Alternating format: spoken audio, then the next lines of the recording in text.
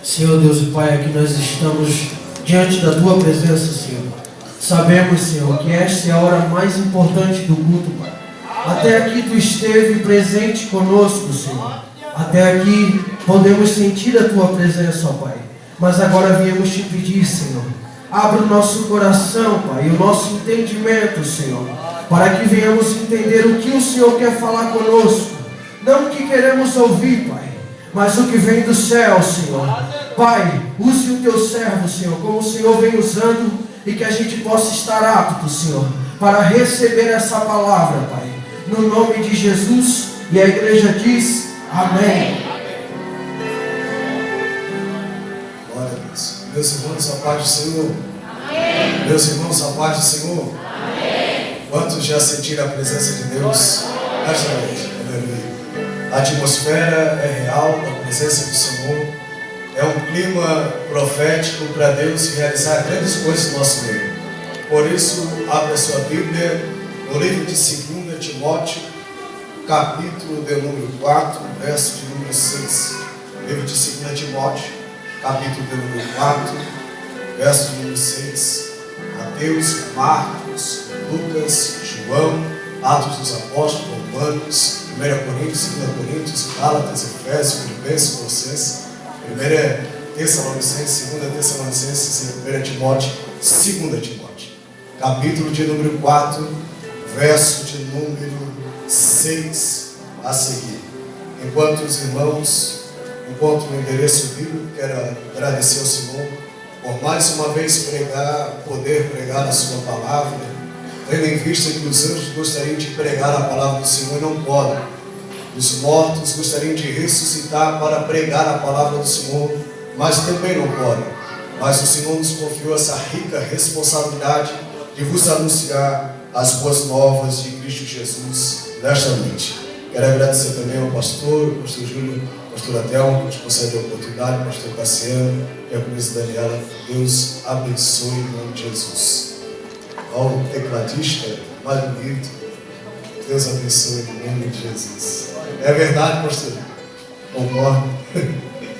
Livro de 2 Timóteo, capítulo de número 4, verso de número 6. Os que acharam, confirmem, dizendo amém. Amém. Sim, diz a palavra do Senhor. Porque eu já estou sendo oferecido por aspersão de sacrifício. O tempo da minha partida está próximo. Combati um bom combate. Acabei a carreira e guardei a fé.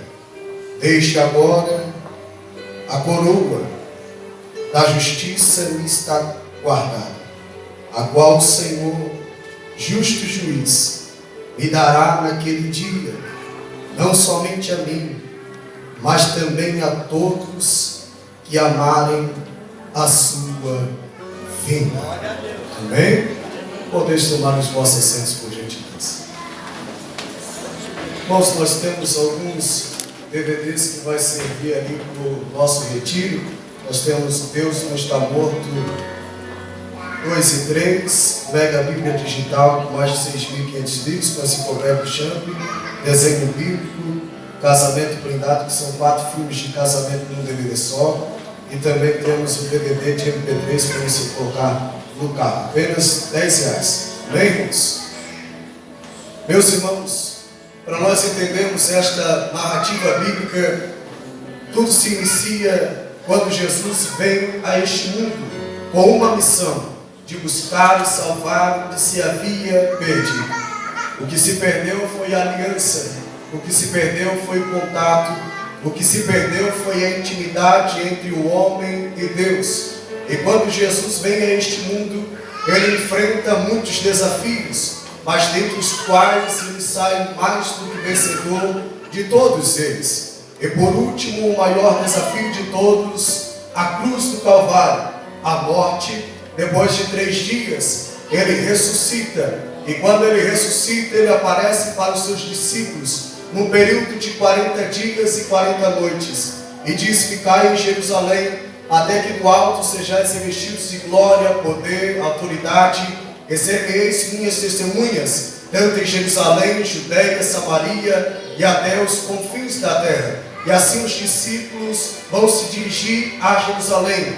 E ao cabo de 10 dias, buscando a realização da promessa, o Espírito do Senhor vem sobre eles, de modo que todos são cheios do Espírito Santo e começam a falar em outras línguas. A partir daí, então, eles têm uma nova missão de propagar o reino de Deus sobre a terra. Eles têm uma nova missão de fazer Jesus conhecido sobre toda a terra. Então, cheios do Espírito Santo, começam a pregar com ousadia, assim como Pedro, que outra hora negara Jesus e era tímido e covarde, agora prega com ousadia, porque está cheio do Espírito Santo.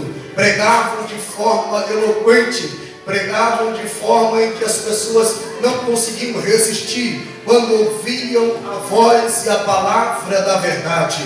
De modo que neste período aonde eles estão vivenciando é um grande avivamento. E vale aqui ressaltar que avivamento não é gritar, avivamento não é correr, avivamento não é bater palma, avivamento não é fazer aviãozinho no meio da igreja. Avivamento é sim mudança de vida. Aqueles que mentiam não mentem mais, aqueles que fornicavam não fornicam mais, aqueles que adulteravam não adulteram mais, aqueles que faziam cachorro no serviço não fazem mais, aqueles que colocavam antena em suas casas como Sky Gato e por aí adiante não fazem mais, porque o Espírito do Senhor está sobre suas vidas. Então estão procurando fazer aquilo que a palavra manda, aquilo que a palavra direciona a fazer, de modo que os enfermos eram trazidos à beira do caminho, para que tão somente a sombra de Pedro passasse por cima de um enfermo, e este enfermo fosse curado. Mas haja vista que só tem sombra aquele que está exposto à luz do sol da justiça, por nome de Jesus Cristo de Nazaré. Estes estão pregando, estão fazendo o ID do Senhor, milagres estão acontecendo, de sorte que os enfermos estão sendo curados, os endemoniados estão sendo libertos para a glória do nome do Senhor. A libertação, a salvação, e você já poderia dar um glória a Deus para nós aquecermos esse ambiente para manifestar aquilo que Deus tem para nós nessa noite. Os discípulos estão pregando com ousadia, os discípulos estão fazendo aquilo a qual o Senhor chamou eles para fazer. Mas sempre quando alguém inicia algo, sempre quando alguém se coloca na posição aonde Deus quer, sempre vai se levantar alguém também para se opor à obra de Deus, a obra que o Senhor tem em nossas vidas. É assim, quando os discípulos estão fazendo a obra, vai se levantar um opositor no meio deste cenário por nome de Saulo de Tarso. Este mesmo homem, ele é cidadão romano, ele faz parte do Sinédrio, aprendeu aos pés de Gamaliel. Este mesmo Saulo, ele é um alguém, aleluia, que é fariseu. Este homem é um homem que tem posições, é um homem reconhecido em todo o Império Romano. E observando o crescimento da igreja, observando em que o cristianismo crescia, observando que o reino de Deus se era estabelecido na terra, vai se levantar este homem por nome de Saulo de Tarso. E quando ele começa a perseguir juntamente com outros para tentar impedir o crescimento da igreja, para tentar impedir o crescimento do povo de Deus, mais a igreja crescia, mais a igreja se multiplicava. Se uma coisa que a igreja sabe fazer é crescer em meio à perseguição. No meio da perseguição a gente ora mais, no meio da perseguição a gente jejua mais, no meio da perseguição a gente se derrama mais, e o Senhor não resiste e dá o crescimento para a sua igreja. Neste período a Bíblia Sagrada diz, no livro de Atos dos Apóstolos, capítulo de número 7, verso de número 51, que este mesmo Saulo segurava os acessórios, os objetos que estes iam para apedrejar Estevão. Saulo estava ali presente, observando o martírio que Estevão estava recebendo, que estava quando ele estava sendo apedrejado. Saulo estava observando Estevão sendo apedrejado. Neste período, somente com a sua tropa, a Bíblia Sagrada diz, em Atos capítulo de número 9, que aparece um resplendor e uma voz. Essa voz não é uma voz comum, é uma voz como a voz de muitas águas. Jesus fala com ele e diz: por que me persegues, Saulo, Saulo? Por que me persegues? E ele, atônito e todo cheio de temor, diz: Senhor, quem tu és? Eu estou lhe perseguindo. Eu sou Jesus, a quem tu persegues. Eu sou Jesus, a quem tu persegues. A Bíblia diz que Paulo, ele cai prostrado em terra, e quando ele cai, ele fica cego. E então o Senhor fala com o seu servo por nome de Ananias, dizendo: Ananias, vai à rua chamada direita e ora por um homem. Ele está orando e ele teve uma visão que vai entrar um homem na casa e vai orar por ele, e a sua visão vai ser restaurada. Ananias replica diante de Deus e diz: Senhor, mas de muitos eu tenho ouvido os malfeitos, as perseguições que este mesmo Saulo tem provocado a toda a igreja em Jerusalém. Olha só, Ananias, vai, porque este é para mim um vaso escolhido. Em outras palavras, Ananias, você vê de uma forma, mas eu vejo de outra forma. Você vê o exterior, você vê o estereótipo da pessoa, mas eu vejo o que está no interior, eu vejo o que está dentro da pessoa. Vai, Ananias, porque este é para mim um vaso escolhido. Ananias vai, ora, porque discípulo obedece. E quando ele ora, este homem é restaurado a visão. E quando Paulo tem a sua visão restaurada, ele fica alguns dias juntamente com os crentes ali em Damasco. Passando alguns dias, ele vai então para o deserto da Síria para aprender com Deus, para aprender a respeito de Jesus. E então, quando ele tem a sua mente reformulada com a palavra de Deus, depois de mais ou menos 13 anos, ele volta até Jerusalém e ele procura o seu amigo de infância, por nome de Barnabé, que é aquele filho da consolação. Barnabé vai introduzir ele na presença dos 12 apóstolos, na igreja de Jerusalém, onde era pastoreada pelo apóstolo Tiago. Mas somente o apóstolo Tiago e o apóstolo Pedro vão recepcionar Paulo e não vão dar muita liberdade para ele, e vão dizer assim: não é bom que você fique aqui com a gente, você tem que ficar, arrumar uma outra estratégia. E então os discípulos e também os apóstolos que ali estavam vão comissionar a Paulo a sua primeira viagem missionária. Quando Paulo sai juntamente com Barnabé e com seu sobrinho João Marcos para a sua primeira viagem missionária, o coração de Paulo está se alegrando, o coração de Paulo está fervendo, o coração de Paulo está queimando, e ele faz aquilo que Deus chamou ele para fazer. Estava pregando em todos os lugares aonde ele ia, juntamente com Barnabé e com João Marcos. Quando ele passa por uma determinada região chamada Ásia Menor, aonde se localizam-se 3 cidades, por nome de Icônio, Derbe e Listra. Quando ele passa por essas cidades, ele vai chegar a uma casa onde era governada até então, porque era solteira, por uma mulher, por nome de Eunice, e por sua mãe Lloyd. Fala do amor de Jesus para elas, e elas não resistem, aceitam a Jesus. Quando elas aceitam a Jesus, Paulo continua a sua viagem missionária, vivendo as experiências da obra missionária. Em uma determinada situação, a coisa começa a estreitar. João Marcos, observando a situação, a perseguição, ele tem um desejo de voltar. O medo aflora na vida de João Marcos e ele retrocede e deixa somente Paulo sozinho. Paulo não é um daqueles que inicia alguma coisa e não termina.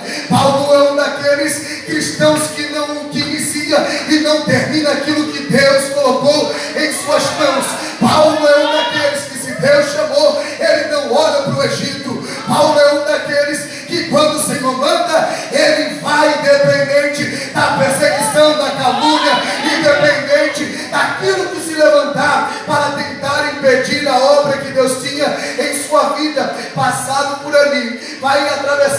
anos depois daquela primeira viagem missionária. E ele vai fazer então, depois de mais ou menos, segundo os historiadores, Martin Lloyd Jones, mais ou menos 17 anos. Passados-se esses 17 anos, ele vai voltar à Ásia Menor. E quando ele chega na Ásia Menor, agora com Silas, ele vai observar na cidade de Icônio, de Derbe e de Listra, uma grata surpresa em Listra, na casa de Eunice e na casa de Lloyd, da avó de um jovem. Qual é o nome desse jovem? Timóteo. Timóteo é um jovem que amava a verdade. Timóteo é um jovem que guardava a verdade.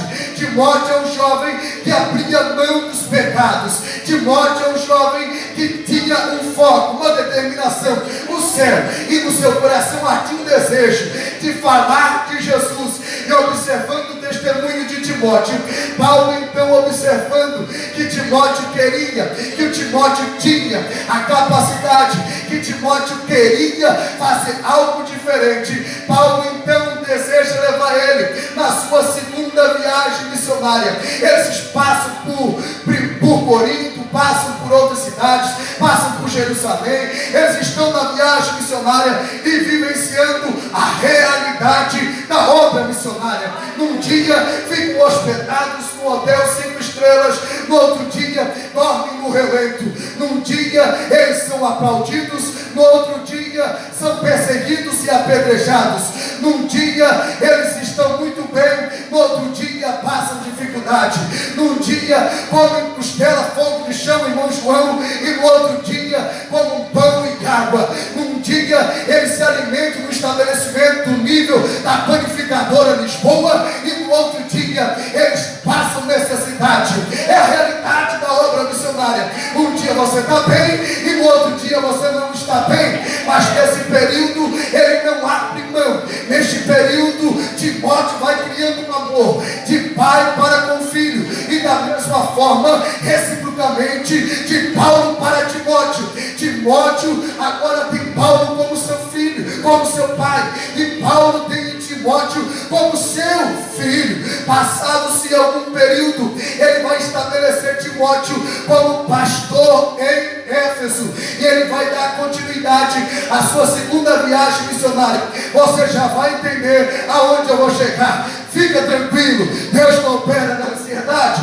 Pois bem, vem comigo, come Bíblia, que isso te dá saúde espiritual. A Bíblia Sagrada diz que quando Timóteo está estabelecido em Éfeso, Paulo dá continuidade à sua viagem missionária, e ele é perseguido e preso em Roma. Quando ele é preso em Roma, ele usa a sua cidadania romana e é liberto. E algum cristão diz para ele: Paulo, você tem que se resguardar, você é agora um dos apóstolos mais ilustres e eles querem te matar, você não pode pregar mais, deixa que outros façam esse trabalho. E ele grita: ai, Timóteo, ou Paulo, você tem que ficar em uma situação, em um lugar que é mais tranquilo. Deixa outros mais novos, deixa outros que estão começando agora falar de Jesus em lugares perigosos.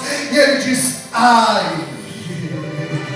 E mais uma vez alguém diz: Paulo, você não está entendendo, você está fora de si, você é alguém de Deus que nós queremos ter perto. E ele diz: ai de mim, se não pregar o Evangelho de Jesus Cristo. Ele me chamou, eu vou até o fim para a glória de Deus. Paulo, observando, pregando, dá início à sua terceira viagem missionária. Mas quando ele dá início à sua terceira viagem missionária, ele é preso. E quando ele é preso, ele vai escrever 2 Timóteo, capítulo de número 1, verso de número 2. Ao meu amado filho, graça, misericórdia, paz, da parte de Deus Pai e de nosso Senhor Jesus Cristo. E Paulo deixa para Timóteo uma herança não de ouro, uma herança não de prata, uma herança não de vestes reais, uma herança não de herdades ou de fazendas, mas é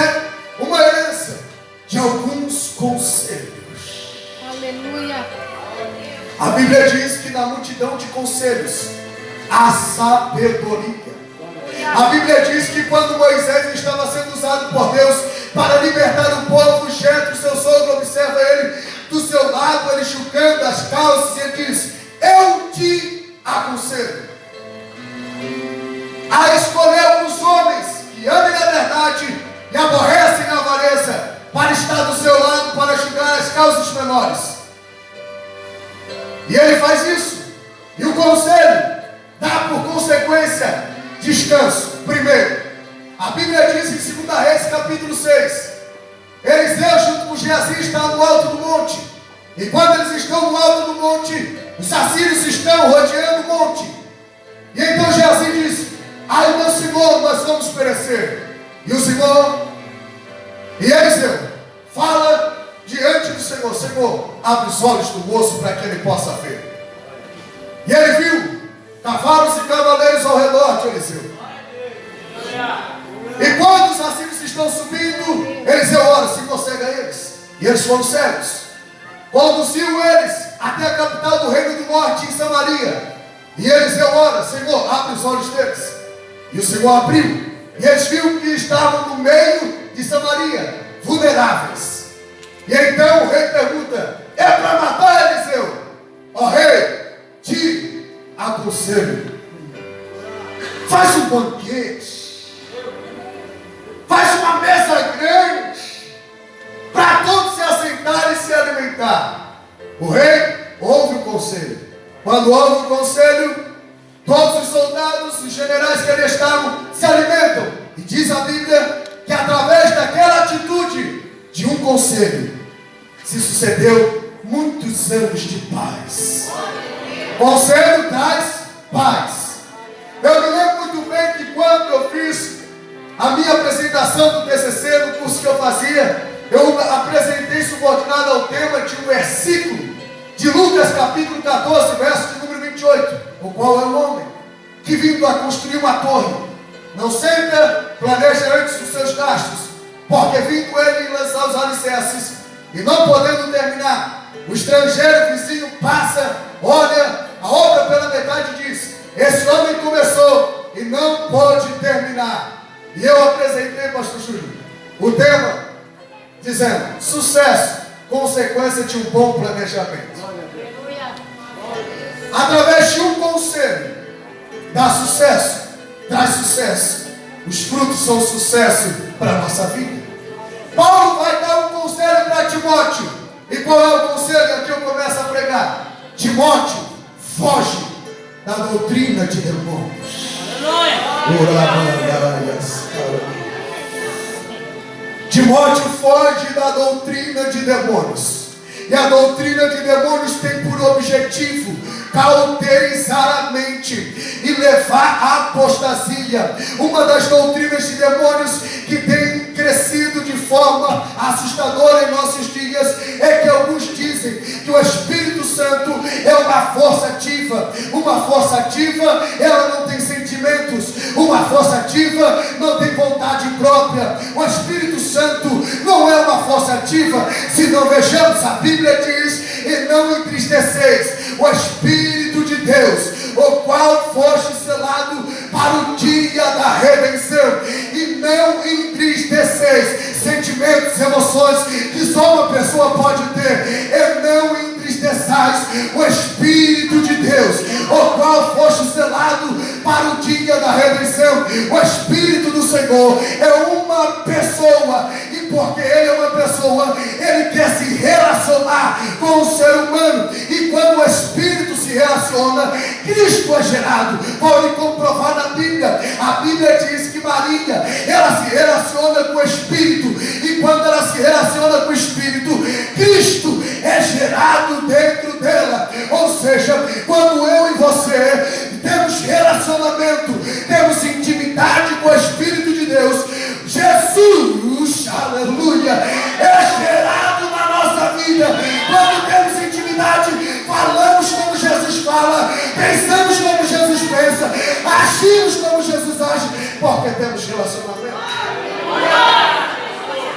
Segundo, está crescendo um movimento chamado o movimento dos desigrejados. E o cerne da sua filosofia, o pensamento central é este aqui. É que eles não precisam estar debaixo de uma autoridade eclesiástica para servir a Jesus. Eles não precisam estar em uma igreja como essa para servir a Jesus. Eles não precisam estar subordinados a uma autoridade espiritual. Fazem da maneira que querem. Servem a Jesus ao seu bel prazer, da maneira que querem, em casa e em outros lugares. É interessante que essa estratégia daquele que ruge como leão, para isolar as suas presas. Ele não é leão, mas ruge como leão. O diabo. Jesus é o leão da tribo de Judá. Ele é aquele que pensa que é leão, que ruge como leão, mas não é leão. E ele usa a estratégia de um leão, de isolar a presa. Quando isola a presa, quando isola eu e você, ou quando ele tenta isolar a cada um de nós, quando ele tenta separar cada um de nós, quando ele tenta separar, isolar a cada um de nós, para ele então destruir, tragar a vida, porque ele sabe, ó quão bom e quão suave é que os irmãos vivem em união. É como o óleo precioso que desce, escorre pela barba de Arão. Se tem união, tem azeite. Se tem azeite, tem presença. Se tem presença, tem milagre. Quando a gente estiver unidos em um só pensamento, enquanto nós estivermos unidos, Deus, ele manifesta a sua glória. Milagre acontece. Levanta e anda. Acontece. Olha se tem união, se tem azeite. Olha para o seu irmão e diga para ele: você pode até não ir para a minha cara, você pode até não concordar comigo, mas vamos caminhar junto para o reino. Oh, Espírito do céu. Você e alguns não deram glória a Deus porque confronta, né? Aleluia. Aleluia, Jesus. Uma da doutrina de demônios que tem surgido com uma voz sorrateira, como a mesma voz do jardim. Meu Deus, aleluia. É dizendo: certamente não morrereis. E de forma atualizada, a serpente diz nos nossos dias: não tem nada a ver. Não tem nada a ver ficar com Jesus aqui e ficar com 50 lá fora. Não tem nada a ver tomar Santa Ceia aqui e depois tomar cerveja escondida em casa para não escandalizar. Não tem nada a ver. Não tem nada a ver, aleluia. Se vestir até mesmo parecido com muçulmano, uma muçulmana todo tapado aqui, mas chegando no verão, tira o biquíni, tira a sunga e vai para a praia. Não tem nada a ver. É somente na igreja, se esquecendo que você não vai à igreja, você é igreja. Não tem nada a ver. Não tem nada a ver fazer uma tatuagem escrevendo livrar de todo mal. Salmo de número 23, Salmo 91. Não tem nada a ver. Pregador, espera um pouquinho, não tem nenhum versículo que fale sobre tatuagem. Tem sim, você que não percebeu. Não ameis o mundo, nem aquilo que no mundo há. Pois se o seu amor está no mundo, o amor do Pai não está em vós. Você foi comprado, você foi adquirido, você foi chamado por Deus. Você não é qualquer um, você não é qualquer um, você é igreja de Cristo Jesus. Timóteo, segundo conselho, fortalece-te na graça. Graça Favor imerecido é amor. Amor, segundo os gregos, existem 4 tipos. O amor eros, que é o amor carnal, vem aí a raiz da palavra erótico. O amor estorte, que é o amor entre o casal. O amor filho, que é o amor entre os amigos. E existe o 4º amor, que é o amor ágape. E a característica maior do amor ágape é amar sem condições. Vou traduzir para você dar glória a Deus com gosto para Jesus. Ele não te ama porque você é rico. Ele não te ama porque você é pobre. Ele não te ama porque você é bonito. Ele não te ama porque você é feio. Ele não te ama porque você é preto, branco, amarelo, vermelho.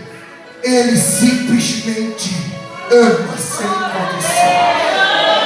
Ele não te ama porque você prega bem. Ele não te ama porque você canta bem.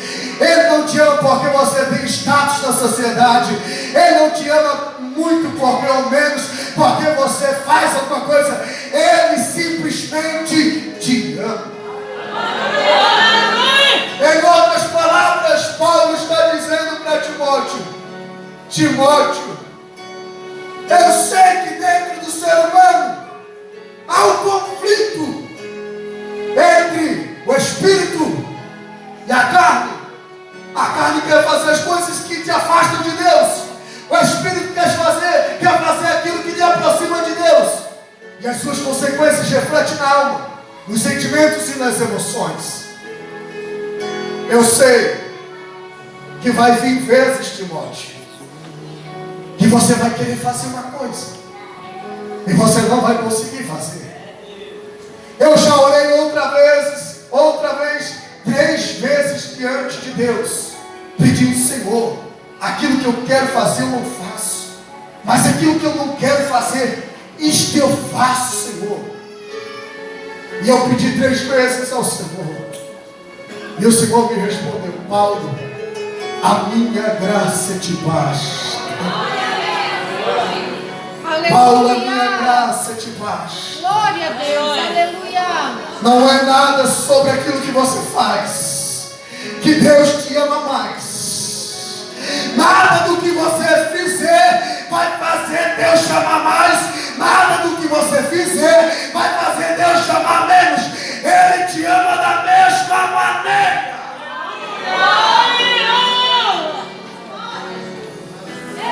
Em outras palavras, Timóteo, quando vier a traição, Timóteo, quando vier a decepção, Timóteo, quando vier a frustração, Timóteo, quando vier o medo, Timóteo, quando alguém fizer alguma coisa para você depois de tantas vezes que você investiu noites mal dormidas, atendendo, aconselhando, orando, e a pessoa te trair, Timóteo, eu te aconselho, fortalece-te no amor. Fortalece-te no amor, Timóteo. O Senhor diz para nós nessa noite: minha igreja, fortalece-te no amor. Como que nós podemos alegar que amamos um Deus que nunca vemos, se nós não amamos o nosso irmão, com os defeitos, com as fraquezas que ele tem, mas amamos? No reino de Deus não tem diferentes. No reino de Deus não tem xodó. No reino de Deus não tem preferido. No reino de Deus não tem panela. No reino de Deus são todos iguais. Todos iguais. Todos estão no mesmo patamar. Todos estão no mesmo tamanho. Todos são iguais. Aleluia. Igreja minha, fortalece-te no amor. O que adianta a gente ter tudo, mas não ter o amor? O que adianta a gente ter uma estrutura muito boa, muito bela, que não é pecado, mas não tem amor?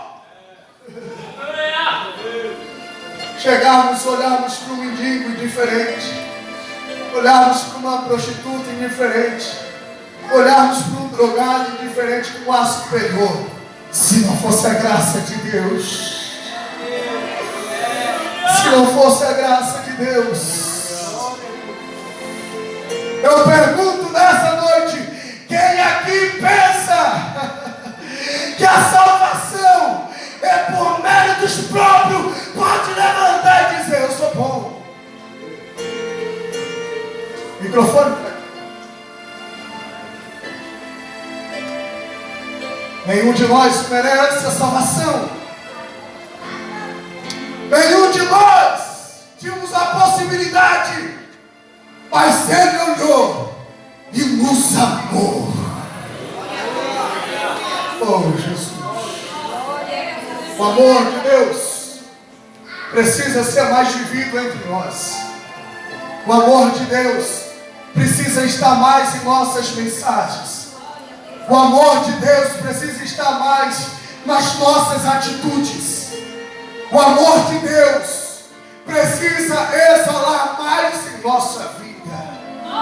Porque é tudo por amor. Aleluia, glória a Deus. Timóteo, e aqui eu já caminho para o final. Timóteo, não se embarace, Timóteo, com as coisas dessa vida. Tudo é passageiro. Tudo é momentâneo, Timóteo. Não se embarace com as coisas dessa vida. A Bíblia diz que Esaú vem do campo e ele vem com fome, vem com uma necessidade de um momento. E quando ele se aproxima do seu irmão Jacó estava fazendo um guisado, estava fazendo algumas lentilhas ali, preparando o guisado, e ele estava com fome. Quando se aproxima, Jacó, usando de astúcia, diz: vamos fazer um negócio. Você me dá o direito da sua primogenitura, aleluia, e eu te dou este prato de lentilha. E Esaú se embaraçou com um momento de necessidade, que ele estava com fome, e perdeu o projeto divino que Deus tinha na sua vida. Já foi aqui falado, nesta noite, não se embarace com as coisas dessa vida. Não se embarace como Salomão se embaraçou com as vaidades dessa vida. Não tenha a sua vida em obstáculos e em meio a embaraços. Deus te chamou para um propósito. Deus te chamou a um projeto. Aleluia. Eu fico olhando na Bíblia Sagrada, irmão Jean, e eu me alegro. Por quê? Porque eu fico pensando, se Jesus tivesse se embaraçado, se Jesus tivesse se embaraçado, nós não seríamos salvos. Se Jesus tivesse se embaraçado, não haveria restauração de família. Se Jesus tivesse se embaraçado, não haveria, aleluia, batismo com o Espírito Santo. Se Jesus tivesse se embaraçado, não haveria milagre. Se Jesus tivesse se embaraçado, não haveria culto hoje. Se Jesus tivesse se embaraçado, nós não estaríamos aqui. Se Jesus tivesse se embaraçado, não haveria restauração, não haveria sacrifício, mas porque Ele não se embaraçou. Mas porque Ele não se embaraçou, nós temos tudo isso disponível. Glória a Deus, aleluia. Salvação, restauração, misericórdia, batismo com o Espírito Santo. Timóteo, não se embarace com as coisas dessa vida. É difícil, eu sei, Timóteo, muito fácil você se embaraçar. Mas Timóteo, não perca o projeto que Deus tem na sua vida. Não mate a chamada que Deus tem na sua vida. Não mate aquilo que eu depositei dentro de você pelos prazeres dessa vida. Meu Deus. Eu te chamei para algo muito maior. Eu te chamei para algo muito melhor, Timóteo. Os Timóteos que estão aqui nessa noite, o Senhor diz: não se embaraça com as coisas dessa vida, mas coloque Deus como primícia acima de todas as coisas. Se derrame na presença dEle. E o último conselho de Paulo para Timóteo foi esse: Timóteo, reavives o dom de Deus que há em ti. Aleluia. Reavives O dom de Deus. Reavive. O dom de Deus. Você que profetizava e não profetiza mais, o Senhor está dizendo: reavive. Glória a Deus, aleluia. Você que entregava o folheto, não entrega mais, o Senhor está dizendo: Glória a Deus. reavive. Você que pregava, mas não prega mais, seja no trabalho, seja neste altar, e não prega mais, o Senhor está dizendo: reavive. Oh, aleluia. Volte ao primeiro amor. Eu sei que você tem pouca força. Aleluia, eu sei, Filadélfia, que tu tens pouca força, mas volte, guarde o primeiro amor. Guarde o primeiro amor. Aleluia. Se coloque em pé, por gentileza. Aleluia. Jesus conta com você. Jesus conta comigo e com você. Jesus conta com a gente, aleluia, para realizar esta obra. O Senhor nos faz trazer à memória que nós devemos voltar ao primeiro amor. Que nós devemos voltar a fazer o que nós fazíamos antes. Ter um coração mais aquebrantado. Lembra quando você vinha para o culto, independente de quem pregasse, independente de quem louvasse, você abria o seu coração, você glorificava. Agora Deus te usa um pouquinho, derramou um pouquinho de graça sobre a sua vida, você já faz bem simples para receber qualquer coisa. Lembra que quando você vinha para a igreja, você vinha com o coração derramado, mas agora você cruza os braços e vamos ver o que vai sair daí. Lembra quando você vinha para o culto e você abria os braços e adorava, mas não com hipocrisia para alguém ver que você está com braços levantados, mas porque você é espontâneo na presença de Deus e levantava os seus braços. E aí, então o culto se abria, a presença descia, coisas maravilhosas aconteciam. Irmão Lucas, pode louvar, aleluia. Gostaria de chamar aqueles que esta palavra falou ao seu coração. É uma mensagem, irmãos, de confronto. É uma mensagem que não dá ibope. É uma mensagem, aleluia, como diz outros, que não abre porta. Mas é uma mensagem que cura. É uma mensagem que liberta. É uma mensagem que muda trajetória. Se hoje você quiser reavivar o que Deus tem na sua vida, se hoje você quiser, aleluia, desfrutar dessa graça maravilhosa, eu gostaria de convidar você a vir até aqui à frente do altar. Isso, mas venha sem timidez. Cadê você que tem coragem para voltar a fazer o que você fazia antes? Isso. Somos todos iguais. Somos todos iguais. Vem, eu sei que tem mais gente, vem. Sim, quero sentir suas afeições por mim. Não preciso me esconder, oh não preciso mais temer.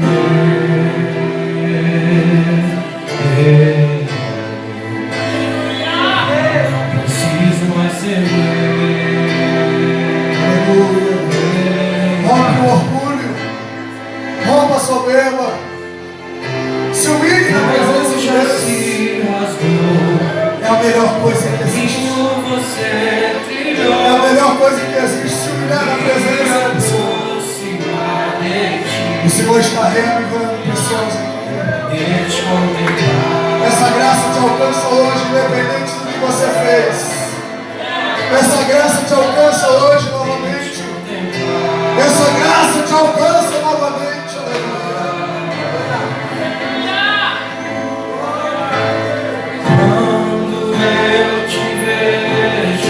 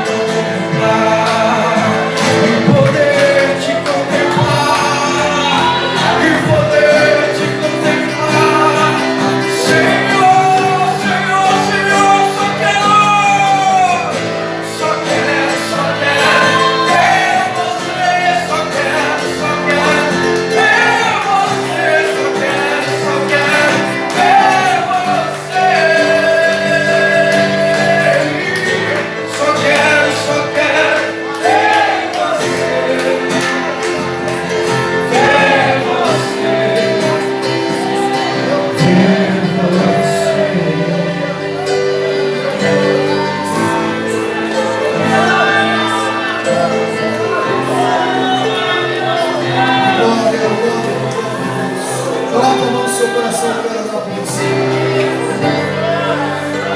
Senhor Jesus, maravilhoso Deus, muito obrigado, Senhor, por esta oportunidade de ouvir a Tua voz, Senhor, e de saber, Senhor Jesus, que é tudo pela graça, que é tudo graça, que não é mérito de ninguém, que é só o Teu amor, só a Tua misericórdia, que é a razão de não sermos consumidos. Pai, Senhor Jesus, te agradecemos, porque o Senhor é bom e a sua misericórdia dura para sempre. Senhor Jesus, a estas vidas que vieram à frente do teu altar, assim como Ana veio até a frente do teu altar e ela recebeu o seu Samuel. Senhor Jesus Cristo, eu profetizo, Pai, como embaixador e servo teu, Senhor Jesus Cristo, que haverá novidade, que haverá mudanças, que haverá um novo tempo, Senhor, um tempo de mais graça, um tempo de mais unção, um tempo de mais virtude, de mais presença. Deus, no nome de Jesus, nos ajude a fortalecer, a nos fugir da doutrina de demônios e a nos fortalecer, Senhor, na Tua graça. Senhor, nós não queremos ser embaraçados, nós queremos sim, Senhor, estar no Teu propósito, alinhado ao reino dos céus, Senhor. Deus, nós queremos, Senhor Jesus, estar no centro da Tua vontade. Senhor Jesus, esta é a nossa oração, nos conduz.